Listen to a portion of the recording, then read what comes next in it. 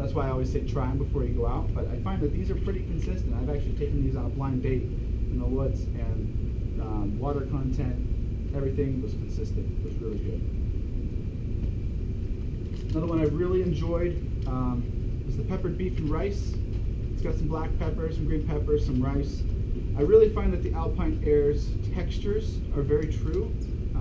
The beef was more beef-like than a chewy beef crumble. It was really enjoyable to eat this. I felt like I was eating something at home.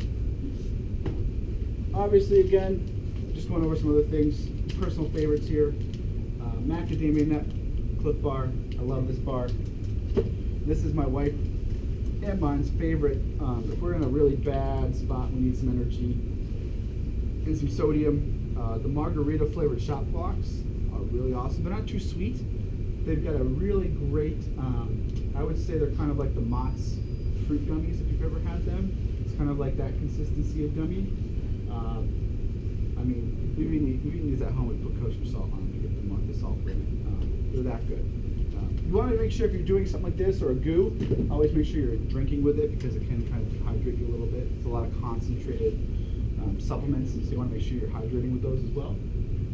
But to my dinners, after I said my freeze-dried meals, easy pasta for me is ramen. There's so many different styles of instant ramen. You don't have to get the 10-pack for 10 for like $1 or $2. You can go, go to an Asian market and find one.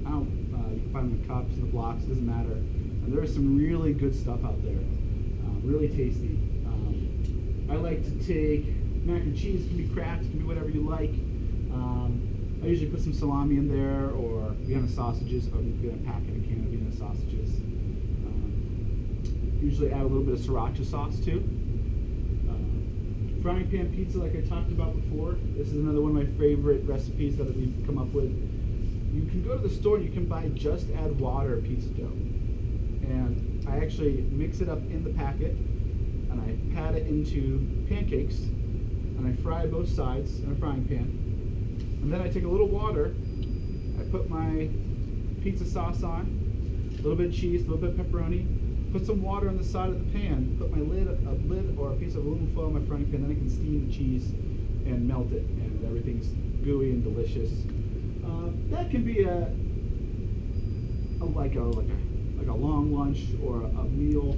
It's not too calorie dense. It's just delicious and something to impress people with, or just have fun. That's one of my personal favorites. I do like barley a lot. I do, like I said, dehydrate some of my own vegetables.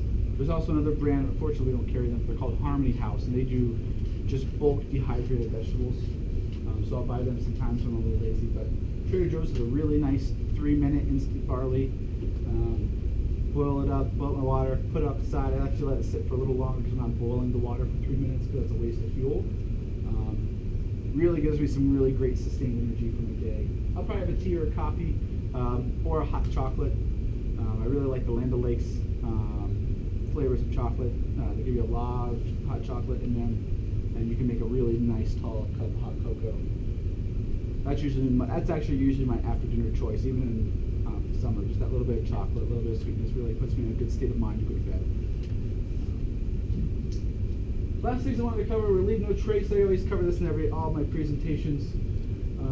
Plan, and they always apply to every single aspect of outdoor life. Plan and prepare. You're going to make sure you try your meals. Make sure your stove works. Make sure you know how to use everything. You're going to travel and camp in durable surfaces. If you're going to be using a stove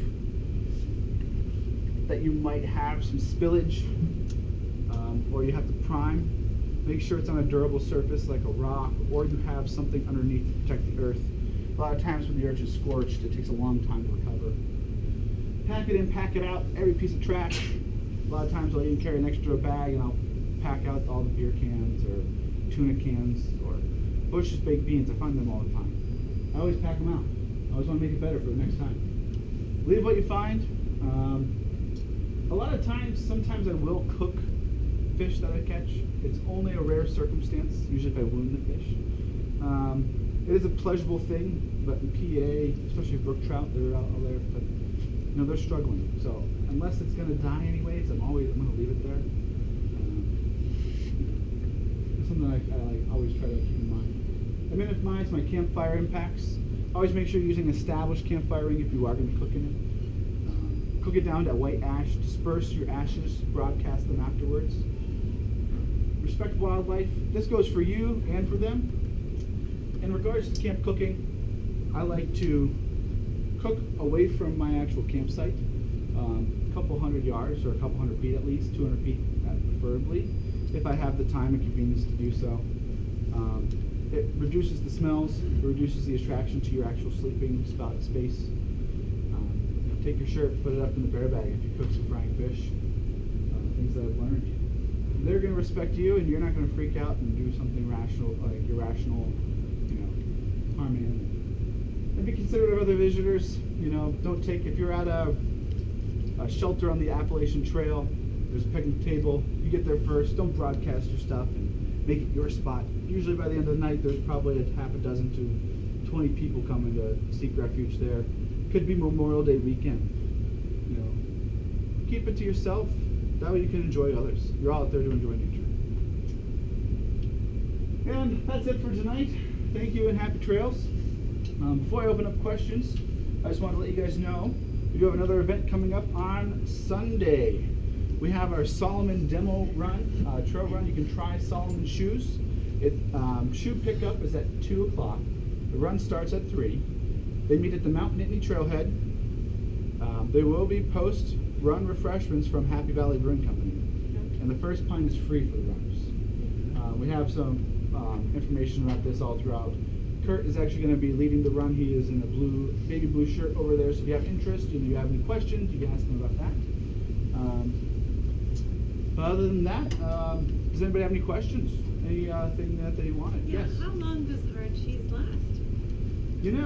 I've always gone out for like 5 days max, and I usually eat it pretty early just to make sure.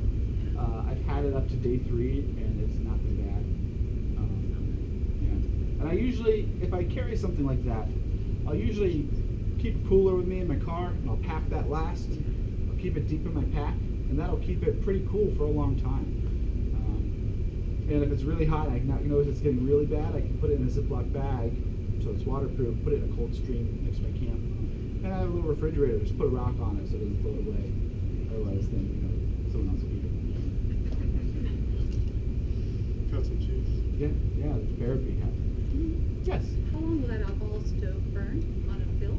On a fill, it depends how much you put in it, and it depends on the stove. I've noticed, if I put an ounce of fuel, I can have anywhere, with all the stoves I've used and tried, anywhere from 18 to 30 minutes. Some stoves are rather large. This stove in particular I haven't used. I would probably say, based on the reservoir I see here, it'd probably be like 18, 20 minutes if you filled it up to the brim.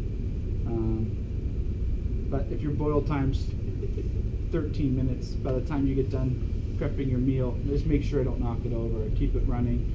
And then once it runs out, this one's actually made out of titanium, it actually cools down really quickly. And the way, just to see if it's, the way I always test is just run my hand really quickly across the top. If it's really hot still, I know it's kind of burning. In the nighttime, you can see the blue flame. During the day, it's pretty much invisible.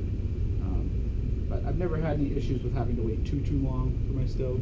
There are stoves that we do have. There's a stove we have, it's called the Transuse stove. It actually has a snuff top.